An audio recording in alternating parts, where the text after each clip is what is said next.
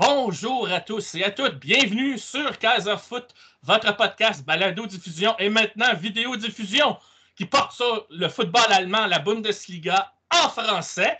Mathieu Lemay avec vous et qui retrouve ses compères de toujours, à commencer par le Kaiser qui, comme vous pouvez le voir à la lumière dans l'image que vous pouvez voir en ce moment, eh bien, lui, la dépression automnale, il ne connaît pas ça, surtout qu'il a eu beaucoup d'activités par les temps qui courent en plus de suivre l'actualité, bien sûr, sur le football allemand.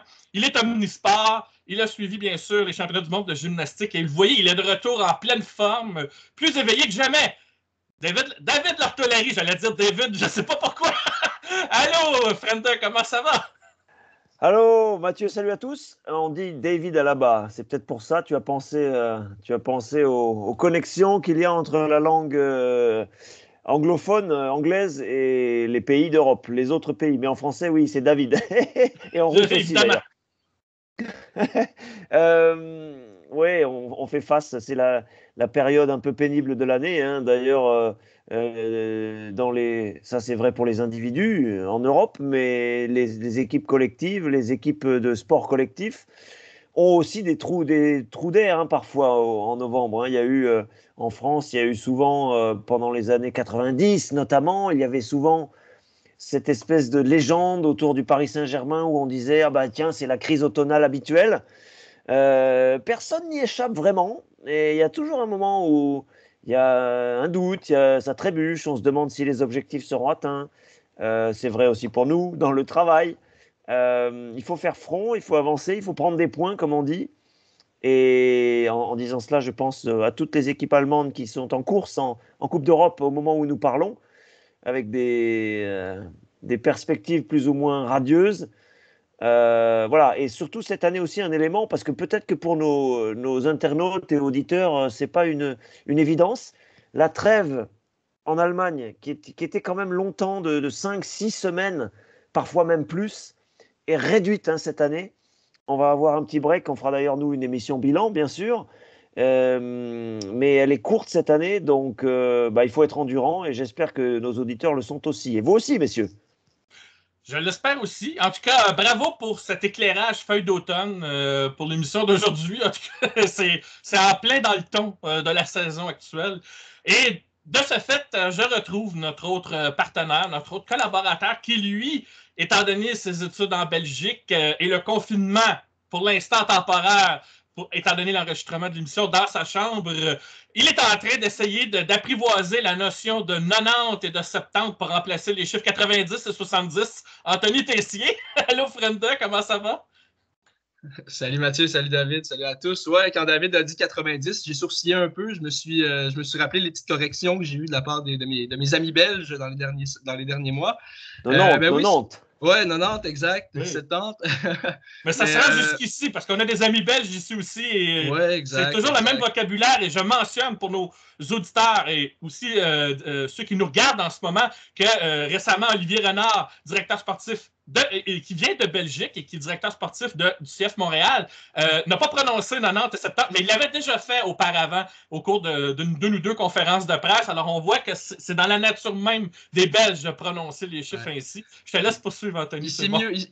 Olivier Renard s'est mieux acclimaté que moi parce que moi, je me suis toujours pas habitué à cette prononciation-là. Mais je me suis quand même bien acclimaté au reste. Ça va bien ici en Belgique. Oui, il y a la situation COVID qui est pas très radieuse, mais pour le reste, ça va bien. Il fait moins froid qu'au Québec, en tout cas. Ça au moins, je peux m'en réjouir un petit peu. Puis pour ce qui est du foot, on continue à suivre les clubs allemands, bien sûr. J'ai eu la chance d'ailleurs d'aller voir le Borussia Dortmund à 2 reprises cette année, hein, ce qui est quand même pas peu dire.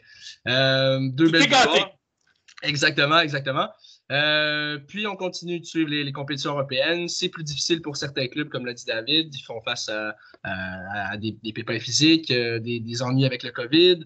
On a des changements d'entraîneurs aussi qui n'ont pas aidé. On a des clubs un peu plus inexpérimentés dans les compétitions européennes, dont on va parler plus tard.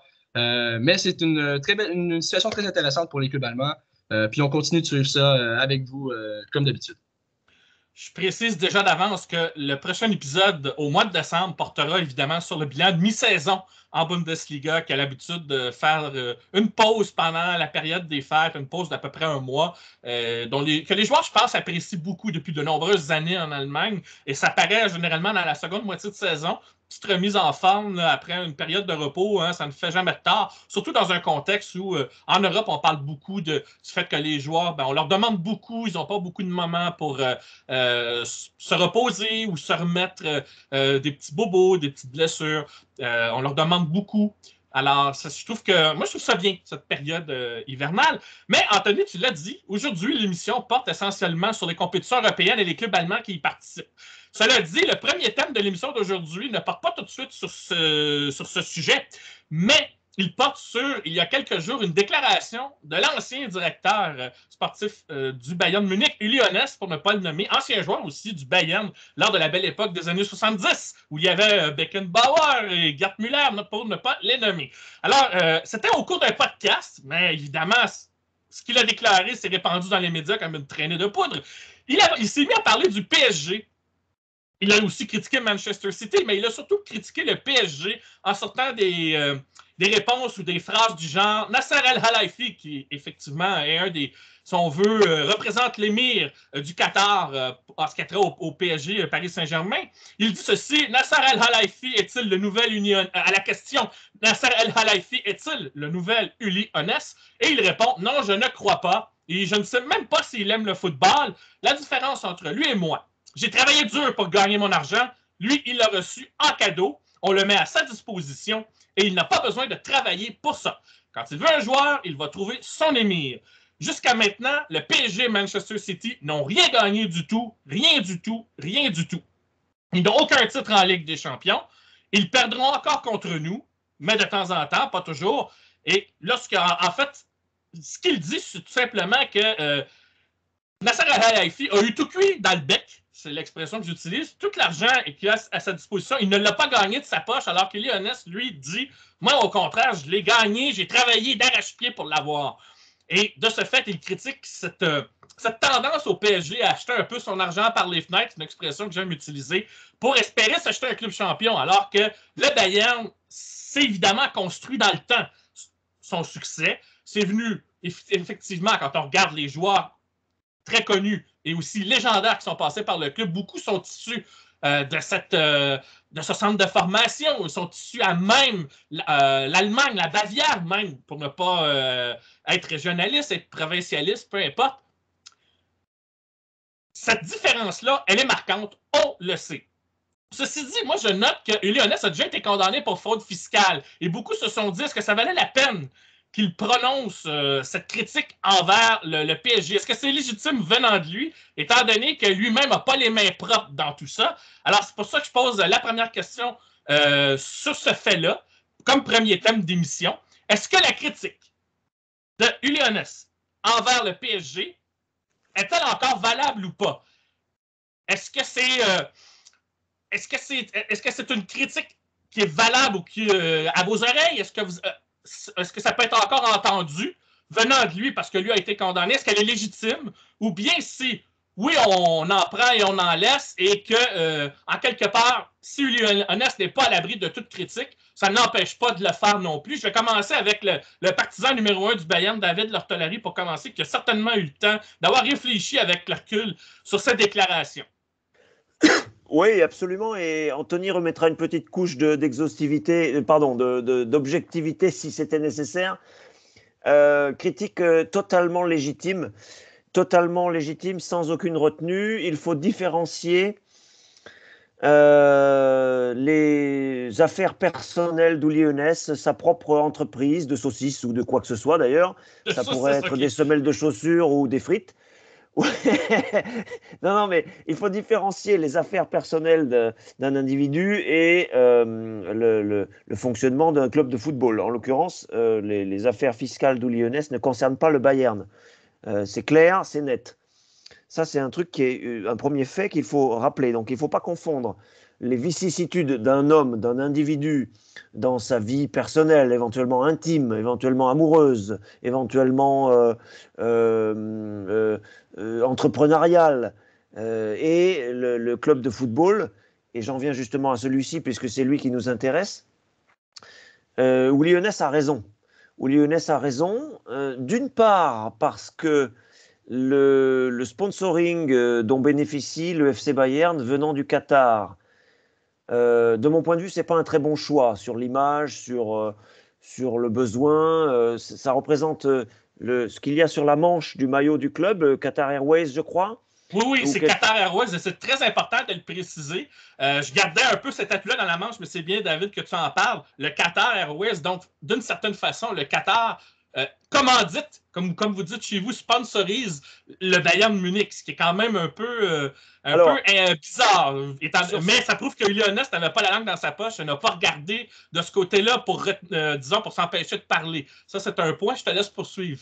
Ben, sur ce point-là, il y a pas tellement d'embarras à avoir parce que c'est 3% du budget sponsoring total du Bayern, cette publicité-là. Autrement dit, il ferait bien de le faire, il ne le fait pas, je le déplore, mais autrement dit, il pourrait remplacer ces 3% de sponsoring par le Qatar par n'importe quelle autre entreprise. Il suffirait de traverser la rue pour trouver un annonceur qui voudrait bien payer 3% du budget sponsoring du Bayern pour venir sur la Manche. Alors effectivement, c'est le Qatar, on peut considérer que c'est une mauvaise image.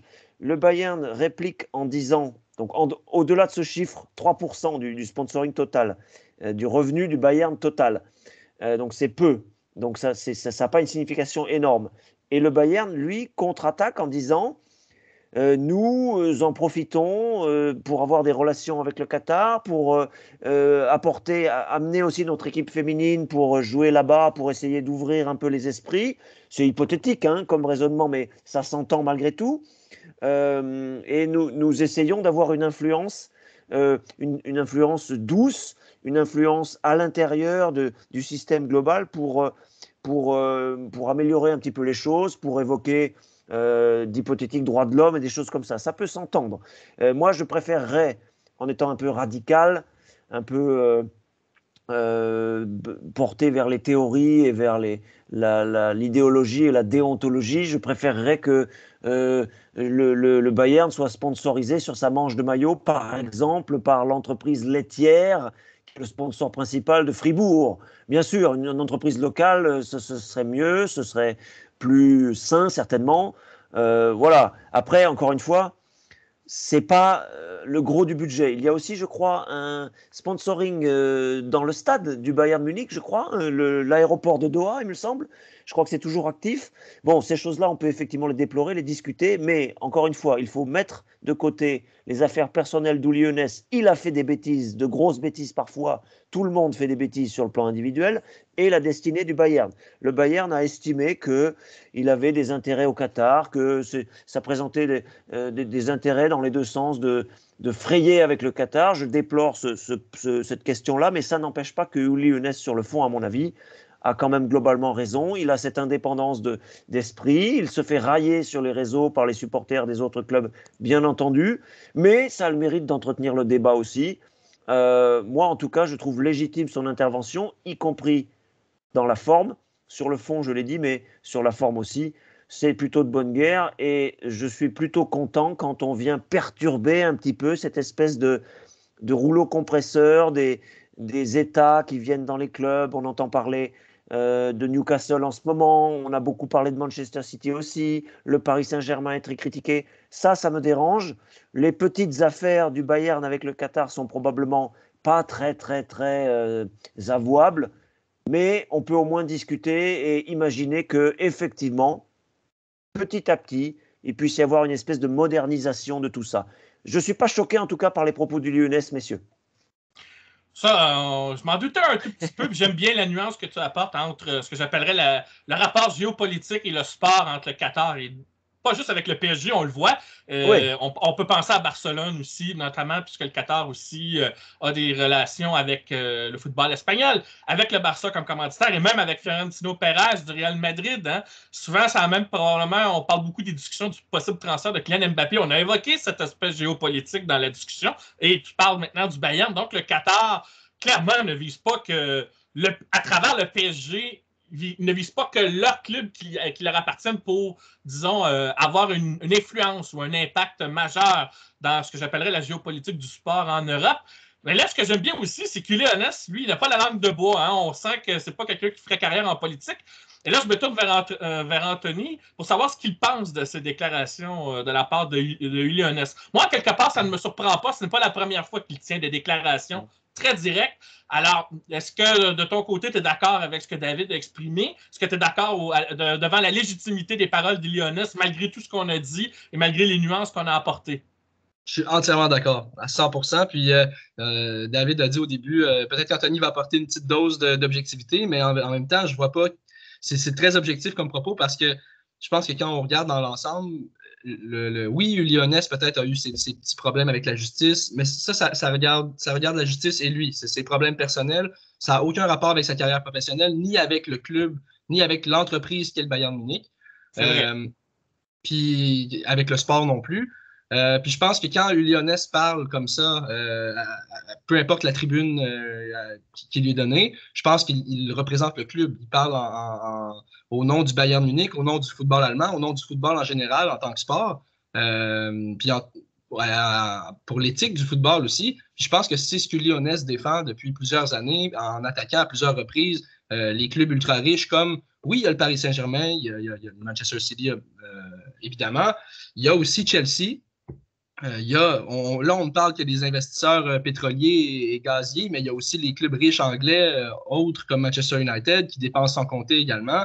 Donc, il y a plusieurs exemples de ces clubs-là. Puis je pense que c'est ce que Lionel veut dénoncer, c'est qu'on s'en va vers un football qui est toujours et encore plus axé sur les revenus, sur de plus en plus de compétitions, de plus en plus de matchs. On dépense des sommes astronomiques sur un seul ou deux joueurs. On s'en va vers un football qui n'est plus très... l'éthique est en train de changer. C'est plus le même sport que c'était. Puis je pense que c'est ce que représente le Bayern en tant que club, c'est le sport, vraiment la belle éthique du football. Oui, on est capable, si on veut, de dépenser des sommes astronomiques aussi, comme les autres grands clubs, mais on ne le fait pas par souci, justement, de bien fonctionner en tant qu'entreprise, puis de bien représenter le sport.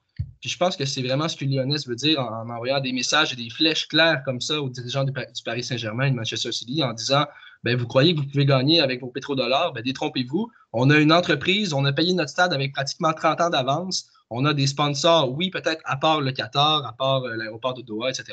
On a des sponsors qui sont plus souvent qu'autrement, dans 97% du temps, des sponsors nets, hein, je veux dire, qui ont rien à se reprocher ou presque. Puis, on gère bien notre argent, on dépense de façon intelligente, on prend des joueurs de l'académie, on les amène plus loin, on recrute des jeunes joueurs ailleurs aussi. On n'en parle pas souvent, mais le Bayern le fait autant que le Borussia Dortmund peut le faire. Puis je pense que c'est vraiment le message du Lionel, c'est de dire, ben écoute, mon Nasser, oui, tu peux dépenser des sommes astronomiques d'argent, mais ça ne t'apportera pas une Ligue des Champions parce que nous, Bayern Munich, on dépense de façon intelligente, puis on gère notre club de façon impeccable. Puis les titres en Ligue des Champions le démontrent. Puis à date, les gros clubs de pétrodollars comme Manchester City, comme le Paris Saint-Germain, n'ont rien démontré à ce niveau-là. Puis je pense que c'est un beau message qu'il envoie. Peut-être qu'il va s'attirer, comme David l'a dit, des flèches de ces clubs-là, de la part des supporters aussi. Puis je ne serais pas surpris que le petit sponsorship deal, comme on dit, entre le Qatar et le Bayern Munich soit revu à la baisse dans les prochaines années si d'autres petites flèches comme ça arrivaient. Ce qui ne serait pas nécessairement une mauvaise chose, hein, comme l'a dit David aussi. Oui. Je suis persuadé qu'il y a des entreprises qui doivent se bousculer au portillon pour être commanditaires du Bayern. C'est certain. Puis c'est pas en Allemagne qu'il manque les moyennes entreprises, la Mittelstand, comme ils disent, je crois, en Allemagne, les moyennes entreprises qui font vraiment la colonne vertébrale économique de ce pays-là. C'est pas les entreprises comme ça qui manquent, qui voudraient se retrouver sur la manche du Bayern. Donc, ça ne serait pas un problème si jamais ce sponsorship venait à prendre fin. Donc, oui, j'appuie les propos de Lionel, puis je pense qu'il faut vraiment détacher ses déboires personnels de ce que représente le club du Bayern Munich. Et j'ai déjà hâte quand Lionel, on va lui demander son avis sur le rachat de Newcastle en Angleterre par l'Arabie Saoudite, qui est déjà au plan éthique, même en Angleterre, ça pose beaucoup de questions. Et au point que le collègue de David, mais pour le football anglais, Philippe Auclair, pour ne pas le nommer, a clairement dit dans un podcast, je ne dirais pas lequel, mais il a dit dans un podcast que maintenant l'Angleterre est rendue pratiquement une machine à laver pour des gens qui veulent acheter des clubs en Angleterre. C'est très direct comme propos aussi, très très fort, mais ça rejoint un peu ce que vous avez résumé par rapport au propos du Lyonnais, ce que j'appellerais l'éthique sportive qui est remis beaucoup en question. Et on commence à voir comment de plus en plus avec un marché dérégulé, ça pose question, alors que pourtant, il y a des pays, et c'est pour ça aussi que j'aime bien l'Allemagne. En Allemagne, on semble vouloir gérer autrement par rapport à d'autres pays européens et on ne semble pas vouloir suivre cette tendance du libre marché à tout prix. David a souvent mentionné, on en a parlé ici, la règle du 50% plus ça, on commence à voir ses avantages aussi sur ce plan-là. Alors, il reste à espérer maintenant que Qatar Airways soit remplacé par une autre entreprise. Même moi aussi, ça m'a fait tiquer de l'œil quand j'ai vu ça, et je m'en suis rappelé au moment des propos du Lyonnais. Mais bon, vous avez été très clair, messieurs, et pour ce premier sujet, je vous en remercie. Je suis tout à fait d'accord avec vous pour conclure. Le second thème maintenant, et là, on aborde la Ligue des champions. Et on va parler du Bayern, bien sûr, qui caracole en tête du groupe E. Le groupe E qui est composé notamment du FC Barcelone, qui a toutes sortes de difficultés, qui est deuxième, par contre. Le Benfica, club portugais, et le Dynamo de Kiev, qui dans mon jeune temps a déjà été champion européen. Hein? C'était pas peu que de le dire. Alors le Bayern, je le disais, caracole en tête du groupe E. 5 victoires en 5 matchs, sont déjà qualifiés pour le tour suivant. Mais on ne reviendra pas sur les performances nécessairement du Bayern en tant que tel. En fait, il y a comme une double question qui se pose au vu de ces performances-là. Est-ce que le Bayern peut légitimement ou de manière réaliste envisager la conquête de la Ligue des champions alors que, pour 2 points, sa brigade défensive n'est pas rassurante. On l'a vu en Allemagne, mais on l'a vu parfois en Europe. C'est une équipe qui accorde encore des buts.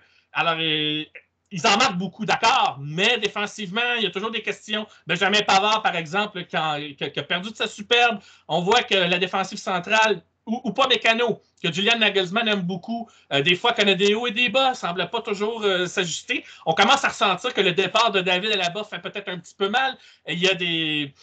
On cherche à trouver la combinaison, en fait, pour que l'équipe soit solide et soit plus équilibrée. Ça aussi, ça pose question. On se dit que Kimmich et Goretzka sont peut-être bons en milieu de terrain, mais sont-ils des vrais récupérateurs lorsqu'on perd le ballon? Ça aussi, on se questionne. Mais le deuxième point, et qui vient de surgir depuis quelques temps, eh bien oui, c'est la COVID qui refait surface dans l'actualité et le Bayern est doublement concerné parce que beaucoup de ces joueurs, certains d'entre eux, en tout cas, semblent avoir été atteints de la COVID, mais surtout, certains d'entre eux ne sont pas vaccinés ou sont réfractaires à l'idée d'être vaccinés. Ce qui fait que, notamment pour des matchs européens, on les laisse de côté ou ils ne font pas le voyage avec le groupe. Alors là, le Bayern se retrouve avec un effectif réduit.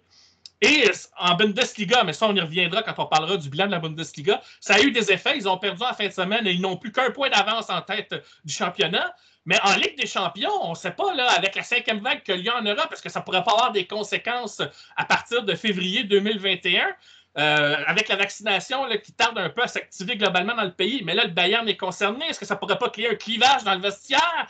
Alors là, je me tourne vers David qui est très, très au fait de l'actualité, qui a eu l'occasion d'en parler un peu sur RFI. Je vais lui donner l'occasion de développer sur ces deux aspects, donc la brigade défensive et cet aspect de la COVID. Et je le mentionne d'autant plus qu'un des joueurs qui est réfractaire, c'est un joueur qu'on aime tous ici, c'est Joshua Kimmich. Ça surprend un peu de sa part. On sait que c'est un leader dans le vestiaire, mais là, le fait qu'il soit réfractaire à être vacciné, et là, je fais attention avec les mots. Là. Je ne dis pas que ce sont des adeptes du complotisme ou des gens qui refusent de se faire vacciner parce que ce sont des anti-vaccins invétérés. C'est pas tout à fait ça ce que je dis, à moins que David ait des preuves du contraire, bien sûr, il va nous le dire. Mais c'est ça, la question maintenant, est-ce que le Bayern ne se met pas en danger lui-même, notamment avec une brigade défensive qui offre beaucoup de points d'interrogation, qui propose trop de points d'interrogation, je trouve, dans sa brigade, mais aussi où il y a une partie de l'effectif qui est réfractaire à la vaccination et qui donc pourrait manquer des matchs et ne pas aider l'équipe lorsque ça va compter et dès qu'on va aborder la ronde des 16 en Ligue des champions. Oui, concernant la défense, il y a un dossier qui est un peu gênant actuellement, c'est l'hypothétique prolongation de Niklas Süle. qui est courtisé par des clubs, notamment en Grande-Bretagne, en Angleterre en l'occurrence. Ouais. Ben, l'Angleterre a pas mal l'œil sur l'Allemagne depuis quelques années. Ça ne me surprend pas tant que ça. Oui, et on n'a pas d'informations qui nous permettraient de dire soit que le joueur s'apprête à céder très facilement à une offre lucrative, ou à l'inverse, qu'il soit viscéralement attaché au Bayern. Donc ça, c'est forcément un souci parce que c'est quand même un colosse, c'est quand même, à défaut d'être la clé de voûte, à défaut d'être le nouveau Alaba, parce qu'il a un profil complètement différent, c'est quand même un joueur, une pièce importante dès lors qu'il est en forme physique. C'est vrai pour beaucoup de joueurs, mais Niklas Süle, dès lors qu'il est en forme physique, il est quand même très compétitif sur l'impact, sur les duels, sur la vitesse, sur le jeu de tête, sur l'apport offensif aussi, parce qu'il est assez adroit, pour ne pas dire adroit, ballon au pied. Donc c'est un joueur dont l'absence pourrait porter préjudice et nécessiterait un vrai ça engendrerait un vrai casse-tête de recrutement. D'ailleurs, Hassan Salihamidzic, le directeur sportif, a tendance à faire un peu la une par-ci par-là dans des publications en ce moment en Allemagne dans le football, parce que c'est lui qui va concentrer la pression là, ces temps-ci, à court terme et à moyen terme, pour recruter de manière convaincante, pour remplacer d'éventuels départs. On pense à un Tolisso. On se dit aussi que Sabitzer n'a pas encore trouvé sa place physiquement, psychologiquement. On voit bien que Sabitzer n'est pas encore, ne rayonne pas du tout dans ce Bayern. Et donc, pourquoi je monte jusqu'au milieu de terrain? C'est parce que, bien sûr, tu l'as dit, Mathieu, Goretzka, Kimmich, Sabitzer, des joueurs très intéressants, polyvalents, mais pas forcément les ratisseurs les plus soldatesques. Donc, il y a un équilibre à trouver entre le milieu de terrain et la défense. Je faisais un focus sur Süle parce que, de mon point de vue, c'est une pièce importante de l'édifice.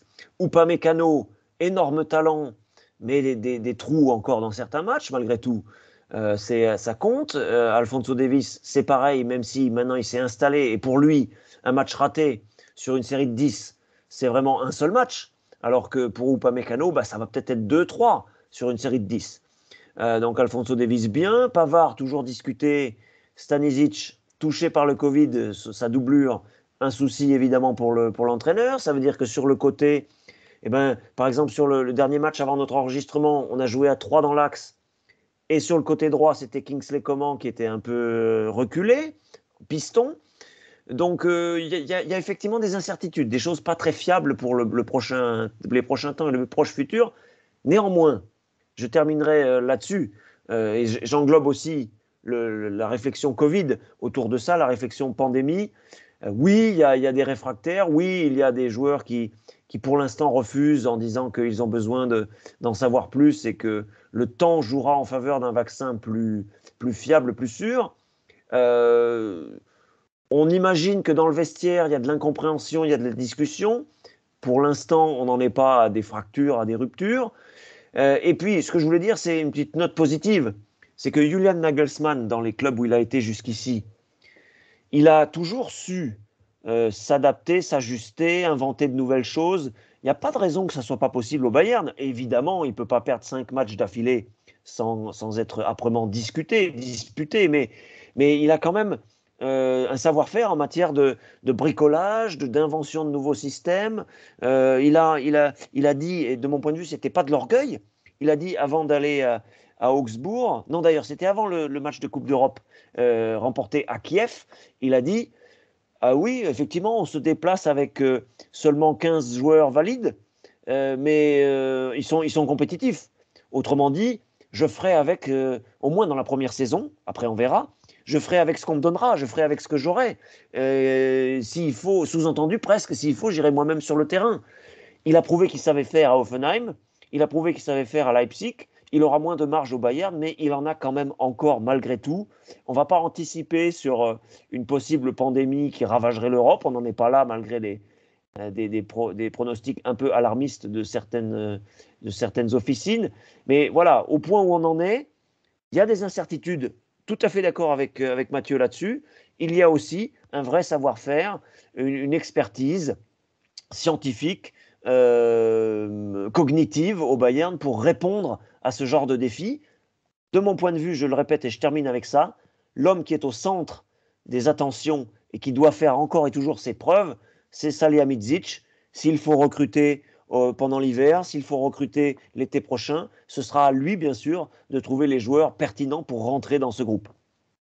Est-ce que, Anthony, tu partages le côté positif de David sur cette question? Je sais que toi, tu n'es pas partisan du Bayern. Probablement que ça ne risque pas d'être aussi positif. Quoique, David a apporté plusieurs bons points. Gouverner, c'est prévoir. Et Nagelsmann, dans ses déclarations, effectivement, semble relativement anticiper ce qui pourrait arriver advenant le cas où la problématique de la COVID perdurerait jusqu'au mois de janvier-février de 2022. Ben, moi, écoute, positif. Si tu me dis que le 4 décembre au Classiqueur, il manque 10 joueurs au Bayern, bon, c'est pas si négatif que ça pour moi. Non, mais. Ça y est, c'est parti! sans blague, non, je pense qu'il ne faut pas être alarmiste. Hein. On connaît l'état actuel des choses avec la crise sanitaire, avec le risque des joueurs qui ne sont pas vaccinés encore. On sait que Kimmich, Gnabry, je crois aussi, n'est pas vacciné. Il y a quelques joueurs dans l'entourage du Bayern qui ne le sont pas. Puis à chaque fois qu'il y a des cas de COVID dans l'entourage, ben, il faut isoler tout le monde. Puis les gens qui ont été en contact avec ces personnes-là qui ne sont pas vaccinées. Donc, ça fait quand même un casse-tête assez compliqué pour la direction. Puis je crois que ça fait 2 ou 3 fois que ça arrive d'ailleurs. C'était pas la première fois qu'on plaçait des joueurs en isolement préventif parce que ces 2 ou 3 joueurs-là qui ne sont pas vaccinés ont été en contact avec d'autres. Ça pourrait poser des problèmes quand même au Bayern si la crise en Europe ne se règle pas. Parce qu'on voudrait, si ça arrive à la 18e journée contre Augsbourg ou contre Greuther Fürth, c'est moins dérangeant que si ça arrive dans une demi-finale de Ligue des Champions contre Liverpool, par exemple. On s'entend. En même temps, là, c'est facile de frapper sur Greuther Fürth qui n'a qu'un point au classement. Ouais, les pauvres Greuther Fürth, on va les laisser tranquilles quand même. Non, mais dans le sens où il va falloir quand même trouver des solutions, puis probablement que, comme vous l'avez dit, il n'y a peut-être pas encore rupture dans le vestiaire chez le Bayern parce que c'est une équipe qui est quand même soudée. Julian Nagelsmann est un bon motivateur. Oui, un grand tacticien, mais également un entraîneur motivateur. Puis je pense qu'il est capable de rassembler tout son monde, comme on dit. Mais à un certain point, je pense qu'il y a ces joueurs-là qui ont causé ces situations-là, hein, ces nombreux cas de COVID au Bayern. Je pense qu'ils vont devoir se regarder dans le miroir puis peut-être prendre un sacrifice pour l'équipe. Parce que ça ne peut pas continuer comme ça. Je veux dire, on ne peut pas arriver en Ligue des Champions puis avoir 4 ou 5 joueurs sur le banc. C'est impossible. C'est impossible. Puis surtout quand on voit déjà la ligne défensive est mince, comme vous l'avez dit, messieurs. Autant au niveau je ne vais pas dire au niveau de la qualité, parce que c'est des joueurs exceptionnels quand même. D'ailleurs, Upamecano, ça reste un grand profil, un défenseur central très technique qui rappelle un peu David Alaba dans certains aspects.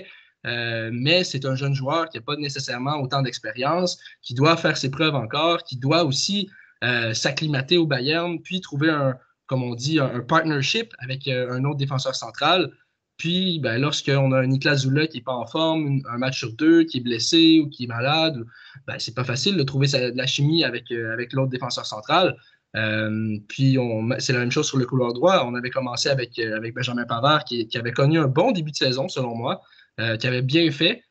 Ça a ralenti un peu de son côté, n'a pas été appelé avec l'équipe de France. Là, on a sa doublure aussi qui a eu le COVID. Bon, c'est pas facile du côté de la défense du Bayern, mais il ne faut pas être alarmiste. Je pense qu'avec la qualité de cet effectif-là, je pense qu'avec aussi les aptitudes qu'on connaît à Julian Nagelsmann, comme tu l'as dit, David, il l'a fait à Offenheim, il l'a fait avec Leipzig. Oui, peut-être que la marge d'erreur est moins. On sera moins tolérant du côté du Bayern si on enchaîne les défaites ou les matchs insatisfaisants, mais les moyens ne sont pas les mêmes qu'au TSG Offenheim et qu'au RB Leipzig. Hein. La marge d'erreur n'est pas la même, mais les moyens non plus. On a beaucoup plus de profondeur d'effectifs, on a plus de moyens financiers si jamais on devait colmater des brèches au mercato de janvier. Donc, je pense que si vraiment Salihamidzic est capable d'aller, en fait, s'il veut aider son club, il va être capable de le faire au mercato de janvier. Si Julian Nagelsmann cogne à sa porte, il dit Hassan, j'aimerais ça avoir peut-être un petit renfort dans la ligne arrière, puis on a de la difficulté. Est-ce qu'on pourrait apporter un peu de stabilité, un peu d'expérience? je pense qu'il va l'écouter. Puis le Bayern a les moyens de faire ce genre d'opération-là en mi-saison, au mercato d'hiver. Puis je pense que Julian Nagelsmann est dans une très bonne posture. Oui, l'écart s'est peut-être rétréci avec la défaite à Augsbourg, mais je pense que c'est pas une situation qui va déstabiliser Nagelsmann. Il est habitué d'être dans ces situations-là, de compétitionner à un haut niveau. Il le fait depuis plusieurs années. Donc, vraiment, je ne m'inquiète pas pour le Bayern. Le Bayern étant ce qu'il est, ils vont être en mesure de rebondir, autant en championnat qu'en compétition européenne. Ça n'a pas été facile à Kiev, hein, on l'a vu hier, mais c'est très compréhensible au vu de l'effectif qui était à la disposition de Nagelsmann. Mais on va être en mesure de se rattraper dès que les joueurs qui sont en isolement seront de retour et que tout ce beau monde sera en santé. Je suis vraiment pas inquiet pour le Bayern. Ah, ben c'est bon de voir que pour l'instant, il n'y a pas. C'est pas encore tout à fait le temps de sombrer dans l'inquiétude. On se souviendra qu'au début de la pandémie, l'Allemagne avait été un exemple en Europe sur la façon de traiter ce que j'appellerais le confinement, une manière de contrôler un peu pour éviter en tout cas que les infections se répandent beaucoup. C'est même la première ligue qui a repris son activité. Et ça s'est relativement bien passé, même si les matchs avaient lieu à huis clos. On va espérer, au niveau de la vaccination globale, qu'en Europe, là, ça s'active un peu, parce que je sais que même en Allemagne, on a trahi peut-être quelques inquiétudes par rapport à ça, et on commence à mettre, je pense, des mesures en place, de ce que j'ai cru comprendre dans l'actualité. Et on sait que ce qui se passe politiquement et au niveau social, par rapport à la pandémie, ça a un effet sur le sport, et on va espérer qu'à ce moment-là, ça ait un effet aussi sur le Bayern, et que certains récalcitrants aussi, peut-être, comme David et toi, Anthony, vous l'avez prononcé, que ça puisse convaincre certains là, disons, de prendre peut-être la situation au sérieux pour le bien de l'équipe, pour le bien collectif, si je puis dire. Alors, ça sera à suivre. Mais d'ailleurs, cette question-là n'est pas terminée. On risque d'y revenir lors de notre bilan en Bundesliga pour voir si ça n'affecte pas d'autres équipes. Là, cette fois, on attaque le club de cœur d'Anthony, le Borussia Dortmund, qui, lui, n'est pas encore dans la meilleure des postures pour l'instant, mais la possibilité de se qualifier à la ronde suivante en Ligue des Champions est toujours là. Ça, il faut le dire. Dans le groupe C, Dortmund est deuxième avec 6 points, mais ils sont à égalité avec le Sporting Lisbonne pour le même nombre de points. Dortmund, donc, pour se qualifier, il lui reste 2 matchs, dont un aujourd'hui, bien évidemment. C'est l'Ajax qui trône en tête avec 6 points d'avance, et visiblement, l'Ajax est assuré, bien sûr, d'être qualifié pour le tour suivant. Et le Beşiktaş, avec 0 points, est bon dernier. Mais cela dit, il faut savoir qu'Erling Braut Haaland est blessé et est absent pour un assez bon bout de temps avec le Borussia Dortmund. Ça n'a pas empêché en Bundesliga que Dortmund soit à un seul point du Bayern au classement. Marco Rose fait visiblement un excellent travail à la direction de ce club et a compensé pour l'instant la perte de son joyau, qu'est Haaland. Toutefois, en Ligue des Champions, la partie est loin d'être gagnée. Alors, je pose la question tout de suite, et cette fois, c'est Anthony, le partisan numéro 1, qui va répondre en premier. Est-ce que tu crois aux chances quand même de Dortmund de se qualifier pour la ronde suivante en Ligue des Champions malgré l'absence d'Erling Braut Haaland? Ça va être compliqué parce qu'on l'a vu dans les derniers matchs, on a de la difficulté à trouver, peu importe qui est mis devant en position de numéro 9 ou de faux 9, peu importe comment on l'appelle, on a vraiment de la difficulté à trouver ce joueur-là, puis à créer les espaces. On a de la difficulté à se créer des chances offensivement, des chances claires, là, entendez bien, parce qu'on réussit à prendre des frappes de loin, mais d'être dangereux dans la surface, comme le Borussia Dortmund savait le faire au cours de la dernière année. En fait, depuis qu'Erling Haaland est arrivé, ben, on a vraiment de la difficulté à le faire. Vivement son retour, hein, on parle de début 2022. Mais d'ici là, il va falloir se qualifier, comme tu l'as mentionné, remporter au moins un des 2 matchs, puis peut-être aller chercher un match nul. Est-ce que ça va être assez? C'est seul le temps va le dire, mais en tout cas, le mieux serait de gagner contre le Sporting Lisbonne à Lisbonne. Ça ne sera pas une tâche facile. On sait que c'est un club qui a quand même qui a vendu chèrement sa peau au premier match au Signal Iduna Park. Ça s'était terminé seulement 1-0 sur le premier but à Dortmund de Daniel Malen. Ça va être très important de commencer à enchaîner les bonnes performances puis d'éviter de faire comme le Borussia Dortmund a l'habitude de le faire, de trébucher contre des clubs de bas de classement pour garder la confiance. Là, on a réussi à aller chercher 3 beaux points à Stuttgart ce week-end. Marco Reus qui vient délivrer le Borussia Dortmund, qui amène tout le monde à un point du Bayern Munich. C'est fantastique, sauf que là, il va falloir répéter ce match-là, même si ce n'était pas un match parfait, il va falloir aller chercher un résultat à Lisbonne et ça sera pas facile. Ça sera vraiment pas facile. On n'a pas, encore une fois, cette année, le Borussia Dortmund n'a pas été épargné par les blessures. On a vu Rafael Guerreiro qui a été blessé très longtemps. On a vu Giovanni Reina qui s'est blessé avec la sélection américaine, qui avait connu d'ailleurs un très bon début de saison. Il y avait 2 buts, une passe décisive en 3 matchs, si je ne m'abuse. Erling Haaland qui se dirigeait tout droit vers un Torjäger Canon, le trophée remis au meilleur buteur de la Bundesliga. Ça s'est arrêté malheureusement pour une blessure bête. Mais il va falloir faire avec, il va falloir trouver les façons de gagner. Puis comme tu le dis, Marco Rose, depuis qu'il est arrivé, avec l'effectif dont il dispose, fait de très belles choses et qui a vraiment mis en place un système de jeu clair, un peu dans la continuité avec ce qu'on avait mis en place l'an passé. On part de l'arrière, on construit vers l'avant, on essaie de garder la possession, de mettre de la pression sur l'adversaire. Puis c'est la recette gagnante pour le Borussia Dortmund jusqu'à maintenant. Puis lorsqu'on met en place le plan qui est dicté par Marco Rose, plus souvent qu'autrement, on réussit à remporter des matchs. Donc, si on continue avec la même recette, c'est ce qui devrait arriver. Il va juste falloir espérer que, notamment dans la charnière centrale, on évite les blessures parce que c'est très mince de ce côté-là. Hein. On a un Mats Hummels, on a Akanji, bien sûr, mais après, c'est très mince. On a Zagadou qui vient de revenir de blessure, qui a été absent pendant pratiquement une demi-année. On a, oui, Pongracic qui a été acquis en prêt du VfL Wolfsburg, mais bon, oui, il peut colmater les brèches de temps en temps, mais c'est pas le niveau d'un partant au Borussia Dortmund. Donc oui, il va falloir espérer qu'on évite les blessures, il va falloir mettre en place un système clair, il va falloir respecter les consignes de l'entraîneur et trouver une façon de marquer des buts, parce que c'est ce qui est difficile présentement du côté du Borussia Dortmund. Mais j'ai bien confiance qu'on réussisse à se qualifier pour la prochaine ronde de la Ligue des Champions. Ça serait formidable parce que si Dortmund se qualifie pour la ronde des 16, la ronde éliminatoire, le dernier droit pour arriver à la finale de la Ligue des Champions et qui c'est le trophée ultime, Haaland pourrait être de retour au jeu à ce moment-là. Ça correspond pratiquement à un recrutement hivernal de qualité et Dortmund à ce moment-là pourrait être sur une belle lancée, on ne sait jamais. Mais je vais poser la question à David, est-ce que sans Haaland, Dortmund peut-il encore croire en ses chances de se qualifier pour la ronde suivante? Bah là, au moment où nous parlons, comme il y a cette égalité de points avec le Sporting, il va falloir passer devant pour ne pas se faire peur, pour ne pas se donner une situation, des outs, comme on dit au poker, trop compliquée. Moi, je focaliserai sur un joueur, bien sûr, Haaland, buteur, locomotive pour ses coéquipiers, on a compris tout ça et il est OK pour continuer à rendre service à Dortmund dès lors qu'il sera opérationnel, mais d'ailleurs il était espéré ces derniers jours pour éventuellement être disponible contre le FC Bayern. Mais bon, oui, on a vu passer quelques comme ça, un fol espoir. Ouais. Nous verrons. Moi, je focaliserai davantage sur 2 hommes, Daniel Malen. Il y a un gap quand même entre le championnat néerlandais et le championnat d'Allemagne.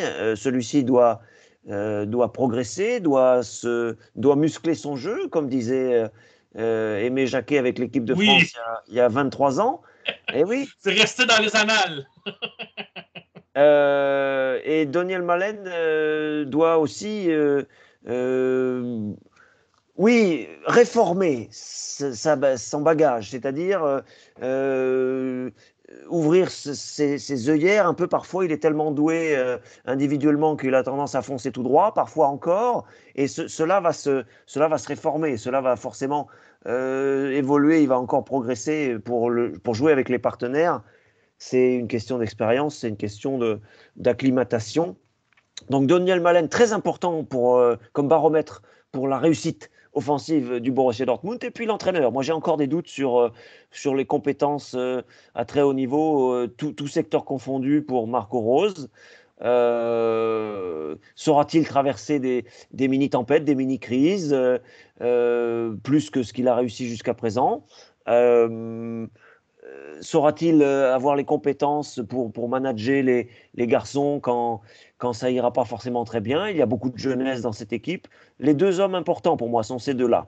Malen, qui doit franchir un palier pour vraiment se familiariser définitivement avec la Bundesliga, et puis l'entraîneur Marco Rose, il va y avoir des moments un peu tangents. Match contre le Bayern, qualification en Ligue des Champions.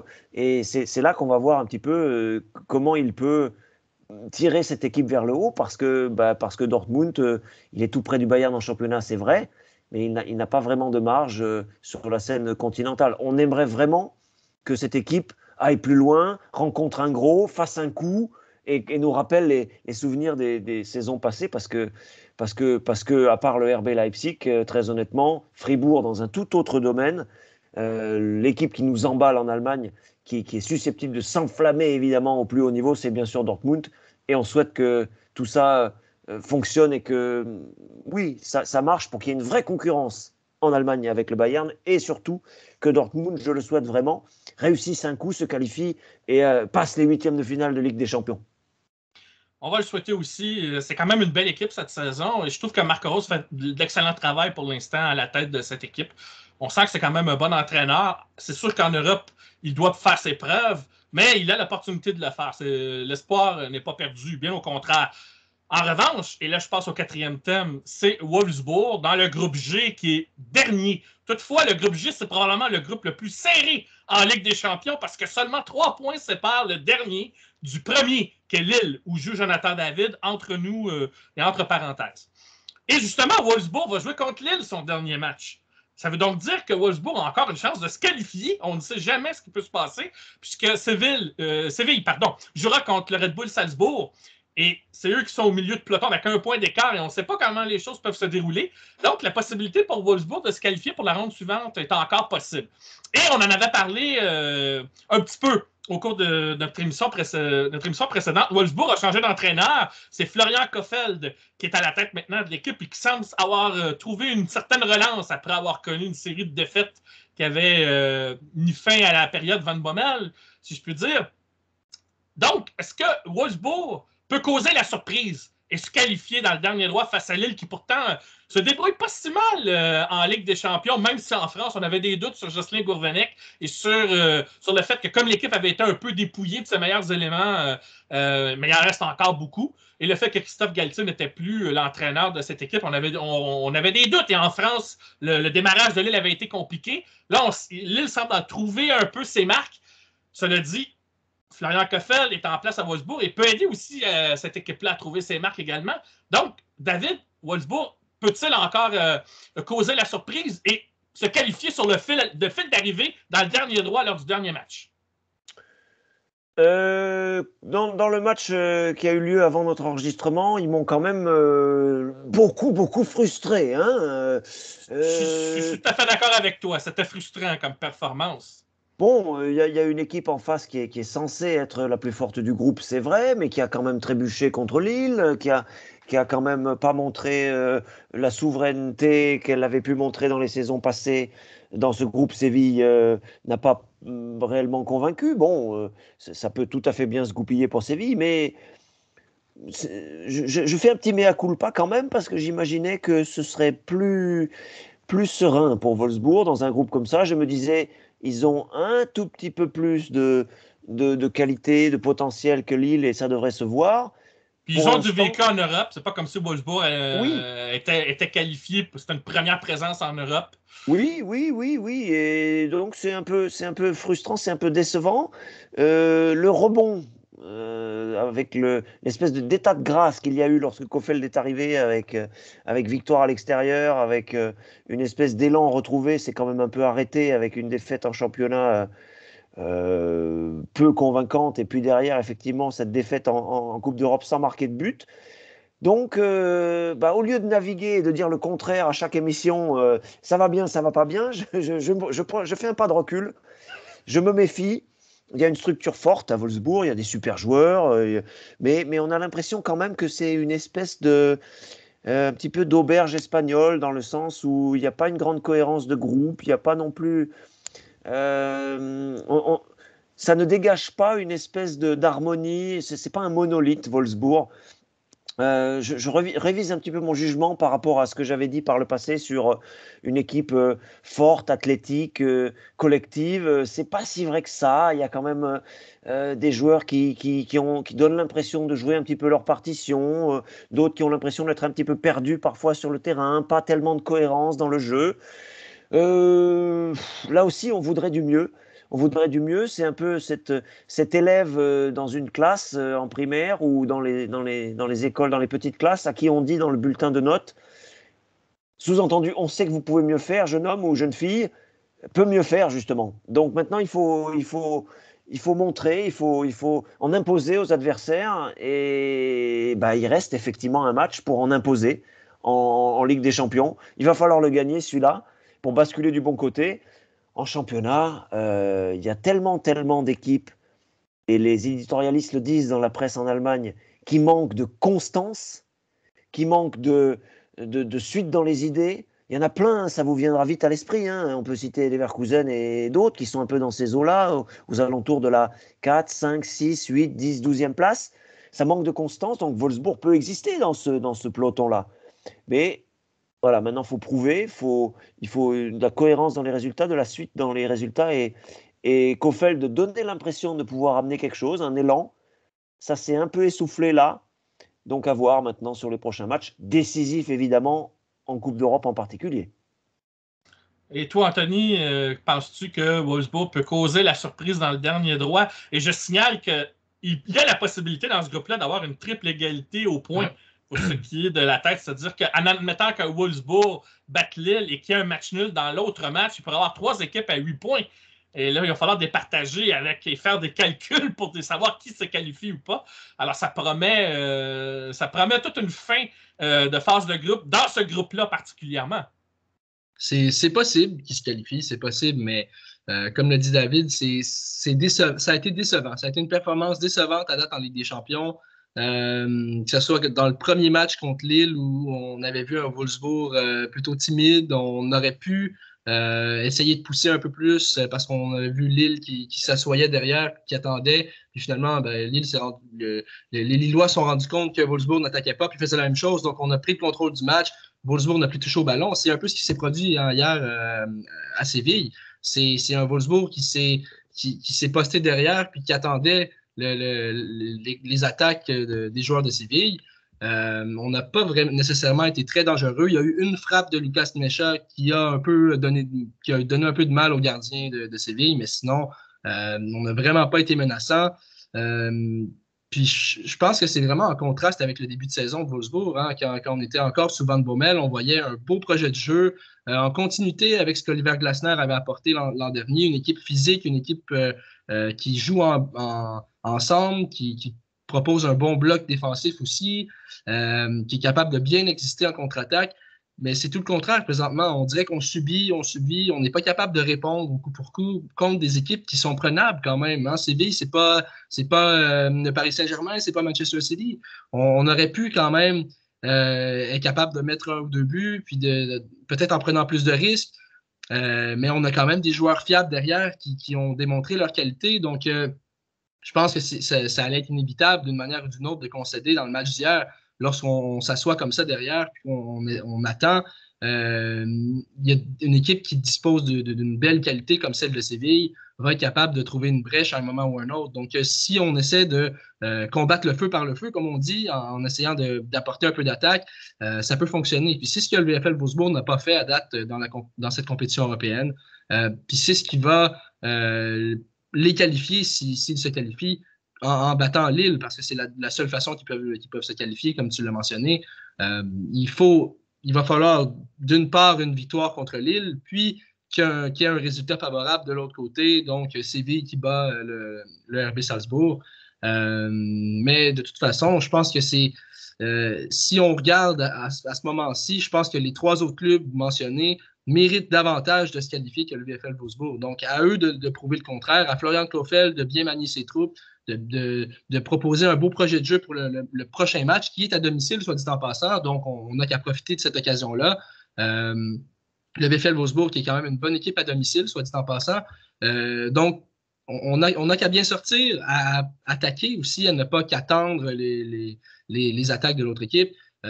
Suivre le projet de jeu que l'entraîneur propose, qui, soit dit en passant, là, est quand même assez intéressant dans les derniers matchs en Bundesliga, en tout cas en championnat. Oui, on a trébuché, mais quand même au niveau de la forme, c'est mieux que les derniers moments sous Van Bommel. On semble avoir un petit regain de confiance, mais là, hier à Séville, vraiment, ça a été très, très ordinaire comme prestation. Donc, à eux de prouver le contraire et de se qualifier pour la ronde suivante. D'autant plus que ça ne serait pas un déshonneur si Wolfsburg, par exemple, finissait troisième, il serait qualifié à ce moment-là pour la ronde éliminatoire de la Ligue Europa. Donc, l'aventure pourrait se poursuivre quand même. Donc, très important de gagner ce match contre Lille ou espérer un résultat positif et surtout mieux performer que lors de leur dernier match. Je pense qu'effectivement, la déception suite au match d'hier, on la partage tous les trois. Je ne parlerai pas du Red Bull Leipzig, qui est dernier dans le groupe A, mais c'est un groupe assez relevé avec Manchester City, Paris Saint-Germain et le FC Bruges. Cela dit, Leipzig méritait peut-être un meilleur sort, surtout lors de ses matchs contre le PSG. Je le résumerai comme ça. Mais la bonne nouvelle, par contre, et ça, on va en parler lors de notre prochaine émission au mois de décembre, qui parlera du bilan de la Bundesliga. Leipzig, après un mauvais départ, maintenant est sur une bonne lancée. Ils ont grimpé au classement. Ils sont revenus maintenant dans le top 6. Et il semble que Jesse March a enfin trouvé ses marques au sein, là, cette fois, de l'organisation. Un peu comme il avait fait avec le Red Bull New York et aussi avec Salzbourg. Ça a pris du temps avant que la carburation soit trouvée, mais il semble l'avoir trouvé. Et ça, c'est de bon augure pour la suite des choses. Maintenant, Leipzig peut toujours espérer une qualification aussi pour la Ligue Europa, mais ça ne sera pas facile néanmoins. Je suis persuadé que le groupe va peut-être plus se concentrer sur sa saison en Bundesliga. Notre dernier thème, donc, portera sur l'autre compétition européenne.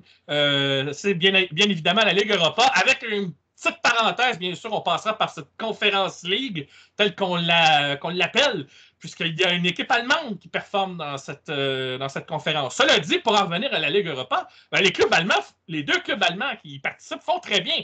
À commencer par l'Eintracht Francfort, en tête du groupe D. On parle bien ici de 4 points d'avance sur l'Olympiakos, équipe grecque. Fenerbahçe, qui a 1 point derrière Olympiakos, qui est 3e. L'équipe turque et Anvers, l'équipe belge, qui est dernière, avec un seul point. L'Eintracht, donc 10 points, 4 points d'avance. Mais il y a aussi le Bayer Leverkusen, qui a 3 points d'avance et qui a également 10 points en tête du groupe G. 3 points d'avance sur le Real Betis, l'équipe espagnole. Le Celtic Glasgow, la célèbre équipe écossaise. Le Celtic qui a 6 points, donc à 4 points de la tête. Et l'équipe en dernière place avec 0 points, c'est le Ferencváros, cette équipe hongroise.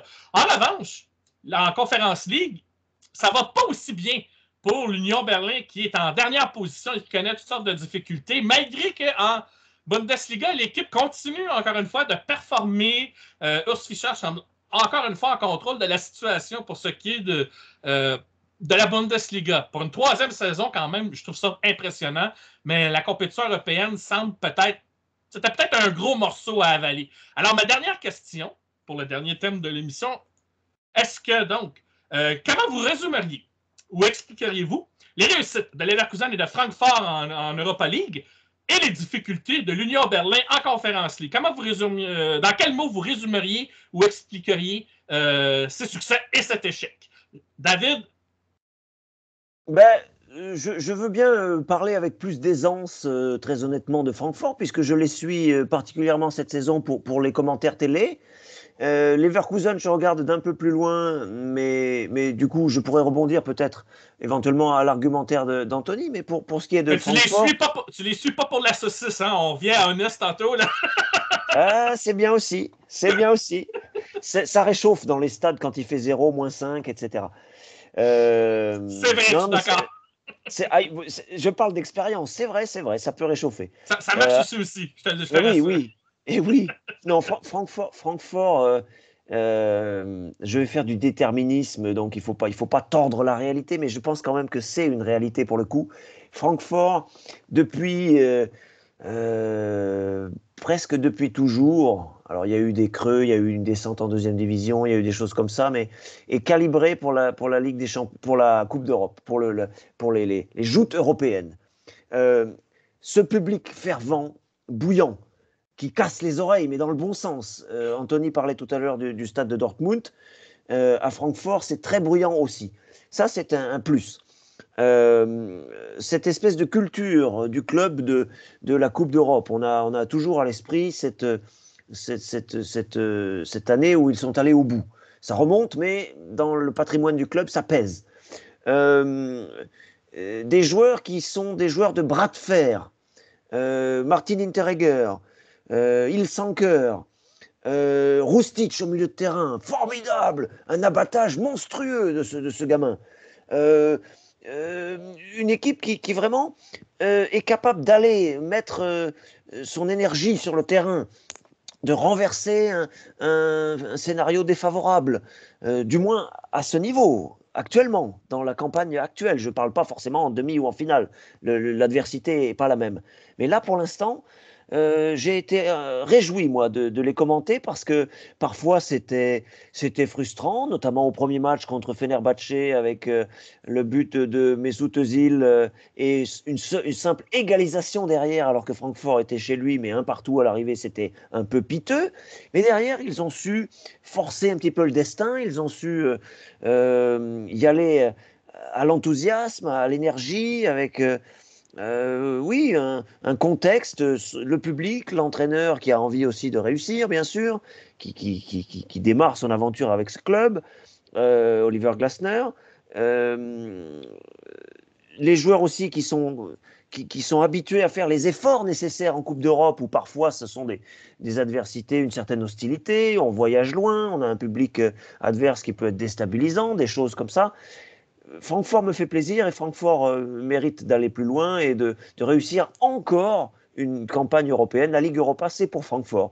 Pour Leverkusen, je suis plus léger dans l'argumentaire. Pour moi, il y a évidemment le potentiel pour briller. Il y a le potentiel pour se prendre les pieds dans le tapis aussi, comme Leverkusen le fait si bien, bien souvent. C'est frustrant, ça, par contre, oui, cette espèce de rapport cyclotimique. Dans ce club-là est capable du meilleur comme du pire. Il n'y a pas de juste milieu, il n'y a pas de continuité. Moi, ça me frustre. Oui, et c'est vrai aussi en championnat, malheureusement, on attendrait une équipe plus solide. Bon, après, il faut digérer les départs des frères Bender, il faut digérer des fois un empilement de bons transferts, mais qui ne sont pas forcément très bons ensemble. Bellarabi, Demirbay,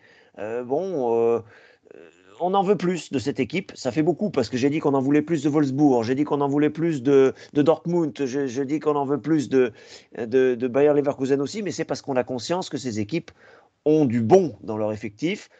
Il faut que ça soit cimenté, il faut que l'entraîneur passe le bon discours, ça fait beaucoup d'ingrédients nécessaires. Très optimiste pour Francfort pour pousser le curseur encore un peu plus loin.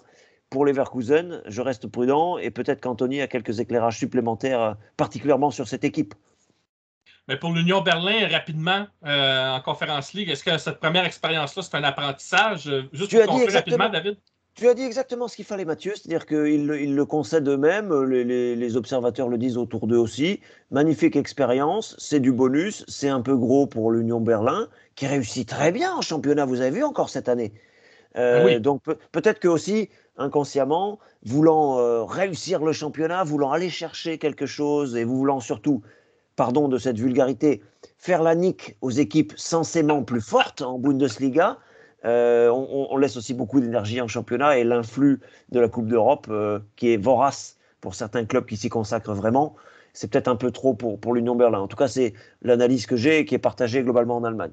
Ouais, ou on pourrait rajouter aussi, quand je regarde l'Union Berlin jouer, on a l'impression qu'ils veulent toujours montrer, peut-être parce qu'ils n'ont pas eu l'habitude d'être en première division à ce moment-là, ils ont comme toujours la volonté de prouver qu'ils méritent d'être là année après année. C'est la 3e saison, mais là, on a le goût de dire non, on n'est pas délaissé pour compte. Vous allez avoir à négocier avec nous, puis on va se battre. Il va falloir que vous payiez le prix si vous voulez nous battre. Alors qu'en Europe, la réalité, et là, en plus, c'est une nouvelle compétition. C'est un peu nouveau, je pense, pour eux. Et c'est peut-être un apprentissage à la dure de ce côté-là. Ça, c'est mon avis à moi. On va conclure l'émission avec l'avis d'Anthony sur ces 3 équipes, les 2 qui ont du succès en Europa League et l'Union Berlin en Conference League qui connaît plus de difficultés. Ben, moi, c'est un peu dans la même voie que David. Hein. Je pense que l'Eintracht Francfort, on les attendait. C'est une équipe qui est habituée aux compétitions européennes, qui nous a habitués à faire de beaux parcours aussi en Europa League dans les dernières années quand on se qualifiait. C'est une équipe aussi qui a beaucoup de profondeur, ce que l'Union Berlin n'a pas, malheureusement.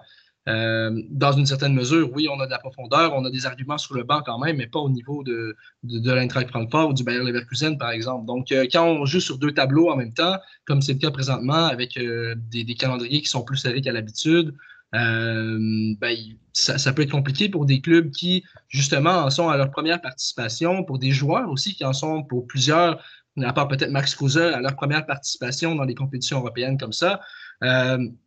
Il va falloir faire avec, puis il va falloir le prendre comme un apprentissage, hein, comme tu dis, Mathieu. Donc, je pense que c'est pas nécessairement une mauvaise chose qu'on trébuche en Conference League comme on le fait présentement. Soit dit en passant, il y a encore moyen qu'on se qualifie. Hein. Il reste 2 matchs, puis on est à 3 points de la 2e position. Donc, on pourrait se qualifier, mais ça va être compliqué hein, au vu des derniers matchs, des dernières performances qu'on a offertes dans cette compétition-là. Mais je pense que c'est un apprentissage pour l'entraîneur, pour les joueurs, pour tout le monde, en fait. Puis on est en voie, peut-être, hein, si on réussit à garder le rythme, de se qualifier encore une fois pour une compétition européenne pour la saison prochaine. Donc, si jamais on réussit à répéter l'exploit, on peut voir cette année comme un apprentissage, puis on peaufinera le produit pour arriver à quelque chose de mieux l'année prochaine. On va peut-être être en mesure de mieux jongler avec les 2 compétitions, puis de mieux doser l'énergie, hein, comme le dit David. Je pense que du côté de l'Union Berlin, on essaie de mettre le paquet contre les gros clubs de Bundesliga, puis on essaie de prouver qu'on a notre place dans cette première division-là. C'est pas toujours évident du côté physique parce qu'on laisse beaucoup d'énergie sur le terrain. Peut-être que les joueurs traînent des petits pépins physiques, des petites blessures.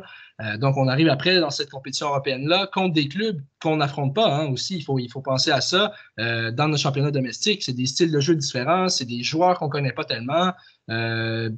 Bref, c'est une situation déstabilisante pour un club qui n'est pas habitué aux compétitions de ce niveau-là. Mais je pense que c'est temporaire hein, parce qu'on voit que le projet de l'Union Berlin est quand même assez cohérent. On voit qu'on a une bonne base stable. On a un beau noyau de joueurs qui a un bon sentiment d'appartenance envers ce club. Puis on essaie d'ajouter des pièces un peu à la façon dont on a ajouté Max Kruse et d'autres dans les derniers mercatos. Donc, si on est capable de porter ce club-là vers un prochain niveau, bien, ça va devenir intéressant, d'autant plus qu'on va être capable d'engranger de l'expérience européenne. Puis pour les 2 autres clubs de Ligue Europa, bien, je pense que ça allait de soi. Hein, à la vue des groupes qu'on avait, je pense qu'au niveau de la qualité, c'était assez clair qu'on allait se qualifier pour la prochaine ronde. Que ce soit en étant premier, en étant 2e, mais je pense que c'était assez clair qu'on allait réussir à sortir de ces groupes-là.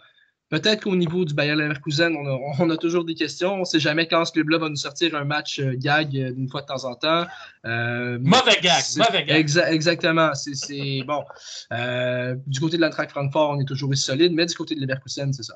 On ne sait jamais à quoi s'attendre d'une fois à l'autre, mais semblerait-il que cette année, on a décidé d'être solide en compétition européenne.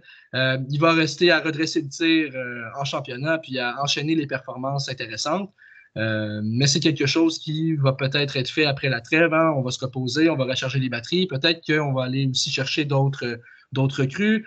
Le mercato de janvier peut souvent aider certaines équipes à avoir un second souffle en deuxième moitié de saison. Donc, ce sera à voir pour ces 3 clubs-là. Mais je pense que, pour résumer, pour l'Union Berlin, c'est une saison d'apprentissage. On peut le voir comme du positif. Puis pour les 2 autres clubs, ben, c'est quelque chose. La qualification était attendue, puis c'est quelque chose qui va arriver.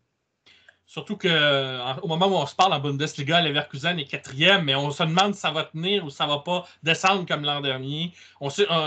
Cette équipe-là a l'habitude de parfois provoquer de bonnes surprises, mais malheureusement aussi beaucoup de mauvaises. Et l'Union Berlin est 5e, donc ça serait déjà une qualification pour l'Europa League l'année prochaine si l'Union Berlin maintient la cadence. À égalité au point avec Wolfsburg qui est 6e quand même. Cela dit, attention, j'avais parlé de la remontée du Red Bull Leipzig qui est 7e et qui semble avoir trouvé son élan.